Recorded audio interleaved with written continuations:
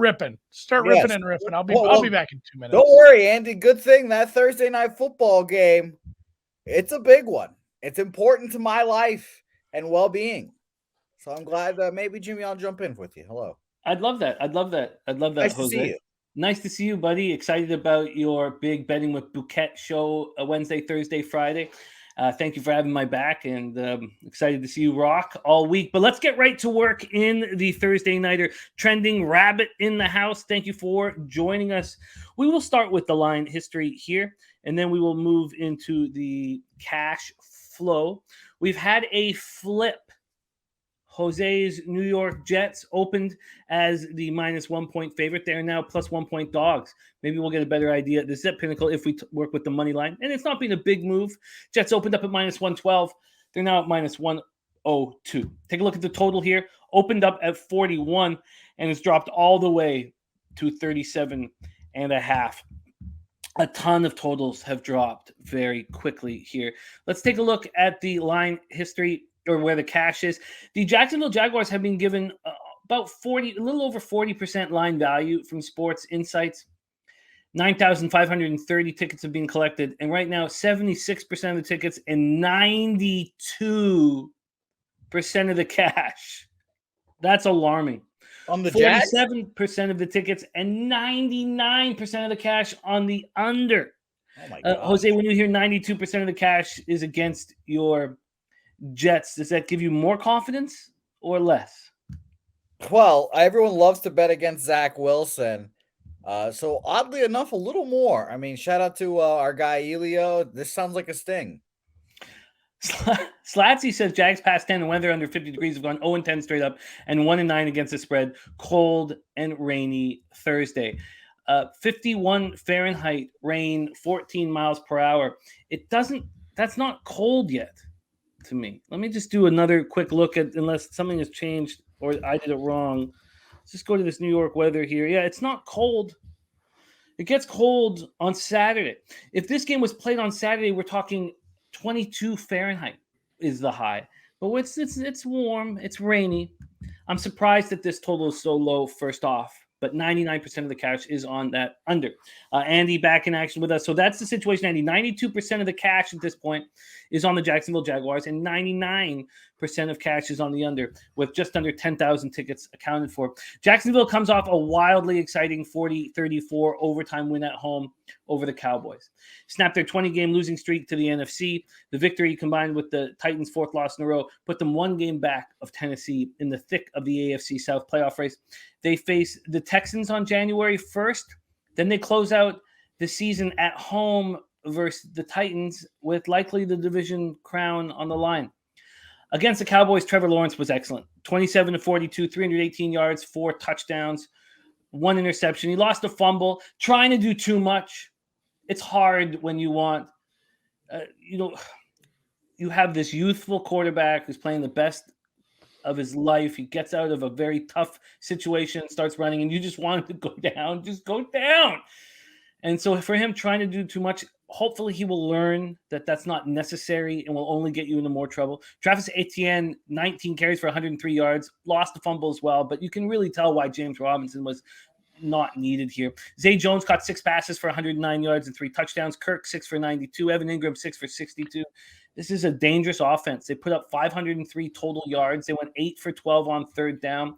Defensively, the Jags got torched early, but ended up making the plays that mattered most. Cowboys put up 397 yards, were 9 of 16 on third down. The Jags got 3 quarterback sacks. They got 8 quarterback hits, and Rashawn Jenkins had 2 interceptions, including the game-winning pick, which was his first career touchdown. It was his first interception for a touchdown in college, high school, or Pee Wee football. He became the first player in NFL history with 18 tackles and 2 interceptions in the same game. They did lose starting left tackle Cam Robinson for the year with a torn meniscus injury, and that will hurt them. Walker Little, you guys remember they've taken a lot of flack for the Walker Little draft, 45th overall in the 2021 draft out of Stanford. Disappointed us so far. He will take over for Robinson. Robinson is seen as a big leader of that offensive line. He's just below Brandon Scherf in influence. And this offensive line, well, let's just look at the stats here. 13th amongst all quarterbacks in pressured dropbacks is Lawrence. and he's 5th in the NFL in sack percentage. Among all quarterbacks with at least 10 starts over the last 2 seasons, Lawrence sack percentage of 4.84%, 6th in the NFL. He's elusive and he's tricky, and it'll be more difficult. Fatukasi sustained ankle injury in the game, didn't return. At this time, we don't know the extent of the injury. Let's talk about these Jaguars first, Andy. Do you agree with this move from dog to favorite? And are you interested in backing them in the rain in East Rutherford, New Jersey? Yeah, that's maybe the only knock is that it's a weird weather game, and it's a road game for a Florida team heading up there to the Meadowlands. But I mean, just with the quarterback announcement, Quinnen Williams still hurt, and the fact that this offense has, looked quite a bit worse as the year's gone on, and kind of a teams heading in opposite directions thing, that old cliche. But the Jaguars offense, and it's crazy. Like, I ended up switching the game that I had on the big TV from as soon as that. I mean, it was such a clear lost fumble. I'm like, well, that's the game. When Lawrence got hit, I can't believe that they ended up getting back into it. It was wild. So Jets defense is great, but beatable if you can attack it both ways. Like you said, we've seen a bit of a run game from the Jaguars. If Trevor Lawrence doesn't make mistakes, they can win on the road. Both teams have a lot to play for, the playoff positioning, but I really like the Jags in this one. I respect the move, and at this point, these numbers are probably where they should be. I'm not going to take any action on this. I will sit and cheer for the Jaguars to make the playoffs at least. Jesus, I found some extra Jaguars AFC tickets that I didn't know I had when I was looking for something else. So have some Jags to win the AFC. It starts this week, guys. It's too bad they're in the AFC. It's such a difficult conference. If they were in the NFC, I'd be thinking, ooh, wow, those are live. I'm not saying they're not live, but it's just such a tough conference. Let's just discuss the Jets a little bit more here. And then I would like to hear what Jose has to say after I'm done this little table set on the Jets. They come in off that disappointing 2017 home loss to the Lions. Zach Wilson, 18 of 35, 317 yards, 2 TDs, and an interception. Mike White has been ruled out again with the rib injury, so Zach Wilson will be under center. Garrett Wilson caught 4 passes for 98 yards. It's crucial. We've seen Garrett Wilson's numbers with Mike White. You want your best receiver happy that you're the quarterback. So that was important. Jeff Smith caught 4 passes for 77 yards. Then he left in the 4th with a knee injury. He's been a non-participant at practice so far this week. CJ Usoma caught 2 passes for 41 yards and 2 touchdowns. The Jets front 7 had difficulty penetrating the Lions offensive line without Quinnen Williams. 0 sacks, 5 quarterback hits. Salah says he feels very optimistic about Thursday in regard to Williams' availability. They were very strong in the red zone. They held the league's 3rd-ranked red zone offense. And I believe if it wasn't for this 0-3, they would still be number 1 ranked red zone offense in Detroit Lions to 0 for 3. Denzel Mims is in concussion protocol. He will not be available. Brandon Eccles will also be unavailable with the quad injury. Corey Davis missed the Lions game with a concussion, but was a limited participant in practice Monday. So let me ask you this. Why are you not? If you didn't have Jaguars futures, maybe that's if you didn't have Jaguars. That's part of it. Like if you did hey, you have to bet this game, it would probably be the Jags, just because I'm not believing in Zach Wilson getting it done, even against a defense I think isn't great. Like, but no, I do have a bunch of Jaguars exposure. I have I have some Titans fade bets that I want to get home to. So it's so tough to get behind Zach Wilson, man. This team, I like Salah. Obviously, I love Breece Hall. I love this young defense. Like, they are maybe a quarterback away from, maybe even leapfrogging Miami to being the second best team in this division next year. So I'd love to see them. I don't know what they have for a war chest, but man, if they could trade up and get a quarterback or trade for one, it's a fun team next year for sure. I am thinking about moving on the Jaguars. I'm also interested in what Skydragon's saying about the over being an obvious play here. Before we go into the total, I'd like to hear Jose's thoughts on his Jets this Thursday and how he's planning on betting it. Well, I'll start off by saying this, as I always do when we talk about the Jags and Trevor Lawrence.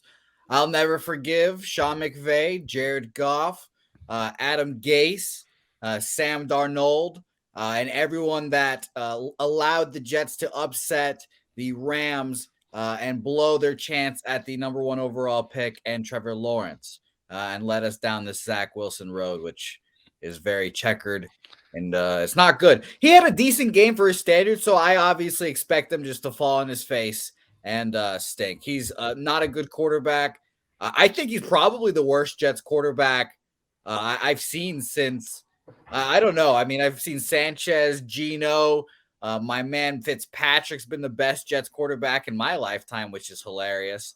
But it's been dark. It's been dark. I am a little surprised that the Jets and Jimmy, I'll say this. I'd like to put Bryce Petty's name in that conversation. I have a tweet that in my tweets, I have a Bryce Petty as a future of the Jets tweet. I'm very proud of it. Shout out to him. And shout out to Christian Hackenberg as well. He might be worse. That's a callback. But I ultimately am shocked that the line was this close. I thought it would be like Jags -3 personally. I don't trust Trevor Lawrence in the cold. Shout out to Tua. I don't trust Trevor in the cold either.